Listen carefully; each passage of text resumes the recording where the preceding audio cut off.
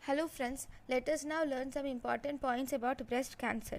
In the breast cancers, if you are asked what is the risk factors of breast cancers, it can be due to advancing age in western countries, higher socio-economic status, alcohol intake, high fatty diet, obesity, obviously increased estrogen, that is state of hyperestrogenemia, like early menarche or late menopause, nulliparity, late first full term pregnancy, or it can be due to positive family history, personal history of malignancy like ovarian cancer, endometrial cancer. Even if there are any genetic mutations, especially BRCA1 mutation and BRCA2 mutation, BRCA1 mutation is responsible for breast cancer in females. BRCA2 mutation is responsible for breast cancer in males, and sometimes even the hormone replacement therapy or history of therapeutic radiations.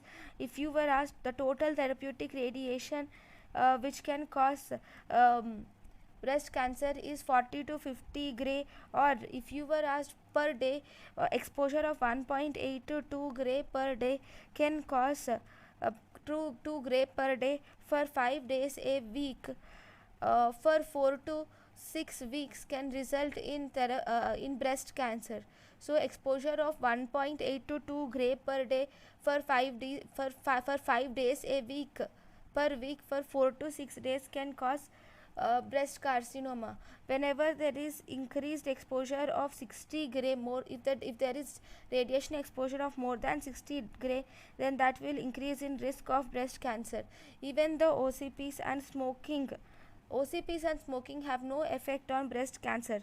Long duration of breastfeeding is protective to breast cancer. Now, in the breast cancer, there are some risk assessment models are present for breast cancer. In risk assessment models, one we have Claus model, second we have Gale model. Claus model is most commonly used.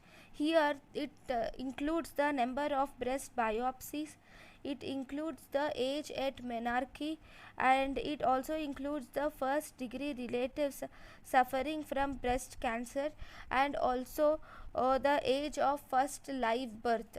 So first live birth age, so number of breast biopsies, age at menarche, and first degree history of first degree relative suffering from breast cancer, and age of first live birth are included in Claus model. In Gale model, then we have Gale model. In the Gale model, we have family history, information about family history. This is actually based on decades of life, first and second degree relative having a history of carcinoma breast, and also age at diagnosis. So this has three things: one, decade of life; second, first and second degree relative suffering with breast cancer; and age at diagnosis. Then if you see the classification, according to WHO classification, you can divide the breast cancer into two types. One we have in situ classification of breast cancer. Second, we have invasive carcinoma of breast cancer. In situ carcinoma, we have ductal carcinoma in situ, lobular carcinoma in situ. In invasive cancer, we have ductal carcinoma, lobular carcinoma, tubular carcinoma with cribriform appearance, mucinous carcinoma with that is colloid carcinoma.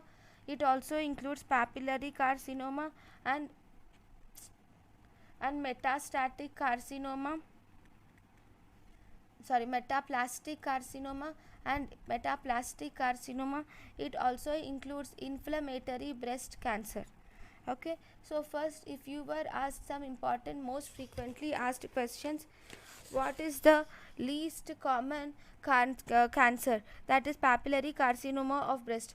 Most common and worst prognosis is seen in inflammatory breast carcinoma.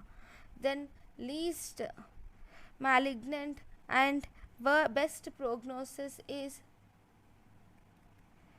tubular carcinoma of breast. So least common is papillary carcinoma of breast. Then Most common and worst prognosis. Most not common actually. It is most malignant.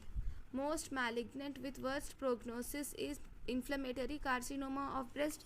Least malignant and best prognosis is tubular carcinoma. Now let us learn some important points about ductal carcinoma in situ. This ductal carcinoma in situ have high risk of progression to invasive carcinoma. So this ducts are present both in males and females. So this ductal carcinoma can occur both in males and females. So it is of two types. We can divide it. This classification is based on nuclear grade, and also it is based on necrosis. So first we will see the types. We can divide the ductal carcinoma in situ has two types. We have low grade ductal carcinoma in situ or high grade ductal carcinoma in situ. In low grade ductal carcinoma in situ, we have cribriform type, papillary type and micropapillary type. In high grade ductal carcinoma in situ, we have solid type and comedocarcinoma. Then if you do a mammography, you will find the presence of microcalcifications in the breast due to necrosis. Most sensitive investigation for diagnosis of ductal carcinoma in situ is MRI. Most sensitive for these microcalcifications is it is mammography. Microcalcifications are best detected with mammography, whereas most sensitive for overall ductal carcinoma in situ is MRI. Then if you see the treatment is if the DCIS or ductal carcinoma in situ is non-palpable, then you can do excision with needle localization. Whereas if it is low grade ductal carcinoma in situ, you can remove the lump, so you can do lumpectomy. If it is high grade or ductal carcinoma in situ with limited disease, then you can do lumpectomy with radiotherapy can be done. Then next, let us now learn some important points about lobular carcinoma in situ. This lobular carcinoma in situ, here the tumor originates from the lobules. So lobules are only present in females. So this is only present in females.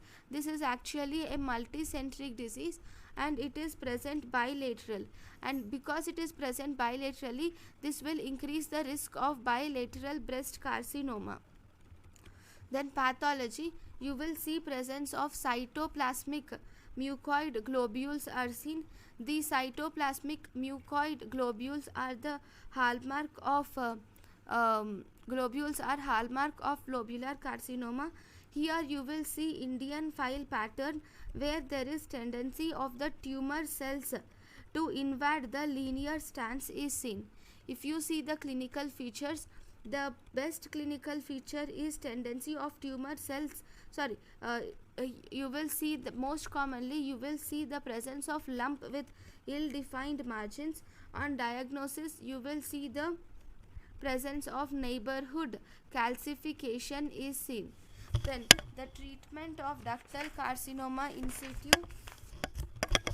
Here in the treatment you will have to in the